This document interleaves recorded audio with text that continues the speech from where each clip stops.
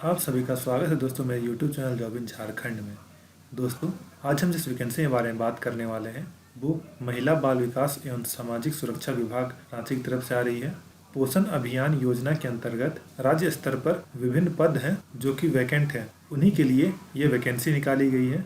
तो आइए देखते हैं इस वीडियो में कि कौन कौन सी वैकेंसी है और आप उसे कैसे अप्लाई कर सकते हैं।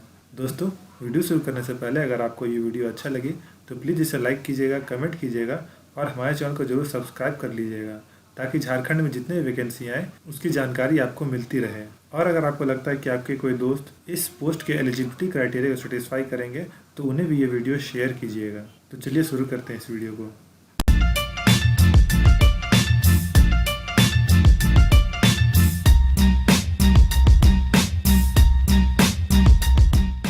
दोस्तों, अगर हम लोग पद की बात करें तो इसमें जो चारों पद है ये राज्य स्तरीय पद है।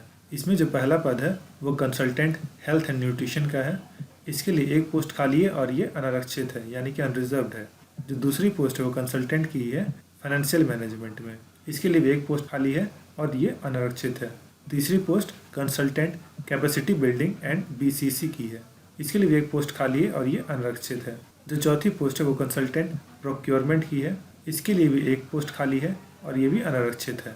दोस्तों, अगर हम लोग एसेंशियल क्वालिफिकेशन या फिर एक्सपीरियंस की बात करें तो जो पहला post consultant health and nutrition का है उसके लिए जो मंथली सैलरी है वो 60,000 पर मंथ है। और इसके लिए essential qualification post graduate degree मांगी गई है न्यूट्रिशन या फिर पब्लिक हेल्थ या फिर सोशल साइंस या फिर रूरल डेवलपमेंट कम्युनिटी मेडिसिन में विथ एटलीस्ट 55% मार्क्स। इसके साथ ही आपके पास 3 साल का एक्सपीरियंस भी होना जरूरी है planning, implementation and monitoring of child and women nutrition programs में। अगर आप PhD धारक हैं तो आप 3 साल का डॉक्टरल टाइम आपका 3 वर्ष का अनुभव के अनुसार माना जाएगा। इसी तरह से और भी एसेंशियल एक्सपीरियंस मांगी गई है, आप यहाँ पे देख सकते हैं। ये सभी आपको फुलफिल करना जरूरी है। दोस्तों, इस साइड में डिज़ायरेबल मांगा गया है। अगर ये सब एक्सपीरियंस आपके पास है, इन सब का जानकारी आपके पास है तो आपको प्रेफरेंस दिया जाएगा।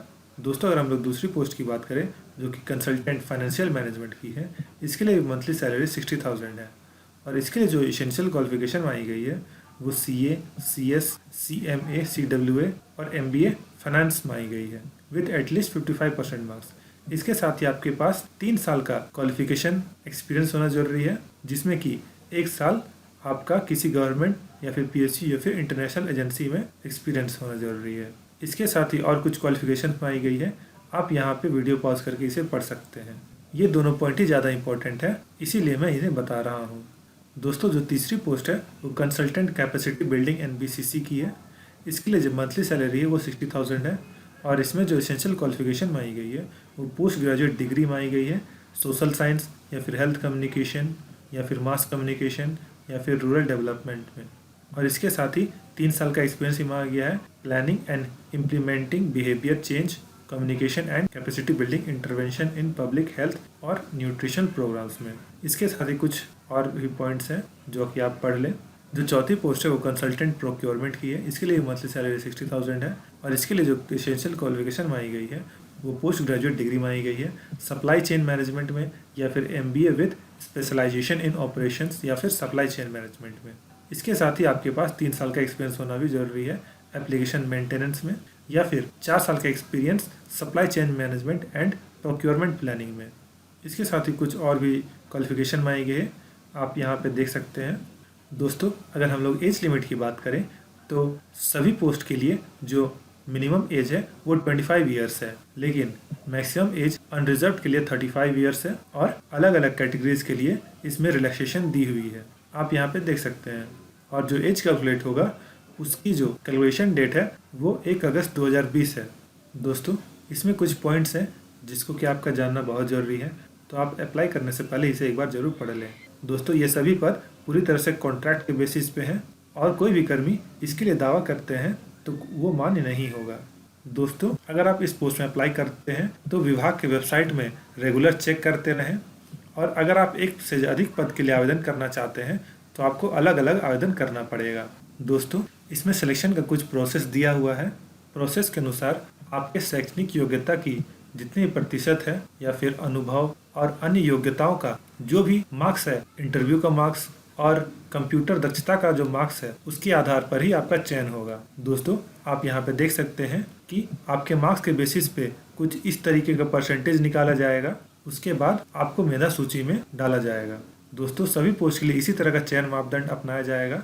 सिलेक्शन प्रोसेस में इंटरव्यू की भी प्रक्रिया रखी गई है और उसके बाद कंप्यूटर की दक्षता की भी जाँच की जाएगी और इन सभी के बाद एक अंतिम मेधा सूची तैयार की जाएगी, जिसके बेसिस पे ही आपका सिलेक्शन निश्चित किया जाएगा। दोस्तों, अगर आप इनमें से किसी पद में आवेदन करने के इच्छुक हैं तो आपको recruitment.jharkhand.gov.in पे जाना होगा। वहाँ पे आप इस नोटिफिकेशन को डाउनलोड कर सकते हैं, या फिर अगर आप चाहें तो मेरे डिस्क्रिप्शन बॉक्स पे जो लिंक दिया हुआ है वहाँ से भी इसे डाउनलोड कर सकते हैं। वहाँ पे आपको पहले रजिस्टर करना होगा, उसके बाद वहाँ पर मैट्रिक अंक पत्र एवं प्रमाण पत्र, इंटर अंक पत्र एवं प्रमाण पत्र, स्नातक अंक पत्र एवं प्रमाण पत्र, इस तरह के जितने भी डॉक्यूमेंट्स हैं सभी आपको अपलोड करना होगा। दोस्तों, अगर आप अप्लाई करते हैं तो आप रेगुलर इन दोनों वेबसाइट में ज़रूर चेक कीजिए। दोस्तों, इस नोटिफिकेशन में इतनी ही जानकारी दी हुई है। अगर आपको ये वीडियो अच्छा लगा है तो प्लीज़ इस वीडियो को लाइक करें, कमेंट करें और हमारे चैनल को ज़रूर सब्सक्राइब कर लें, ताकि झारखंड में जितने वैकेंसियाँ हैं उसकी जानकारी आपको मिलती रहे। धन्यवाद।